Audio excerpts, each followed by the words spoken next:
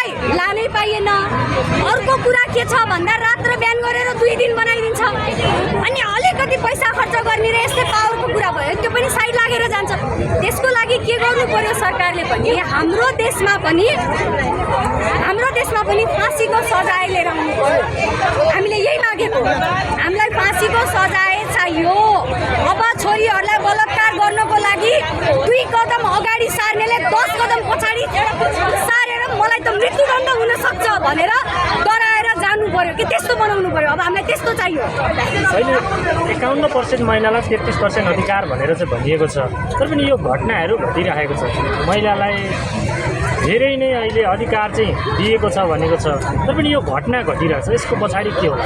सबभन्दा पहिला त तपाईँले मलाई क्वेसन गर्नुभयो, मलाई क्वेसनसँगै हाँस उठिसक्यो होइन। अधिकार दिएको छ रे, तपाईँले नै रेको कुरा गर्नुभयो। तपाईँ पत्रकार भएर तपाईँलाई नै थाहा रहेनछ छ कि छैन भनेर। अब म तपाईँलाई क्वेसन गर्छु, 33% महिलाको अधिकार तपाईँले घरमा आफ्नो वाइफलाई दिनुभएको छ? वाटेभर वाइफ होस्, गर्लफ्रेन्ड होस्, दिदी बहिनी दिनुभएको छ? मैले के गरेको छु दिएको छु त होइन। तपाईँ घरमा बहिनी त छिन् नि, दिदी त छिन् नि, आमा ल छोडिदिनुहोस्, आमा हुनुहुन्छ। तपाईँले मलाई क्वेसन गर्नुभयो 33% अधिकार तपाईँहरूले पाउनु भएको छ भनेर होइन। तपाईँले आफ्नो